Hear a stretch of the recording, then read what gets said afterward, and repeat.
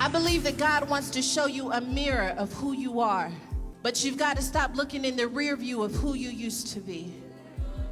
You've got to stop looking through the lenses of the things that didn't work out and the disappointments that didn't work out, and start beginning to believe that God created you for such a time as this, that you were actually fearfully and wonderfully made. You've got to start believing on another level. God said if you would elevate your perspective, I could do exceedingly and abundantly above all that you may ask or think. The problem with most of us who have these issues is that we think too low of ourselves.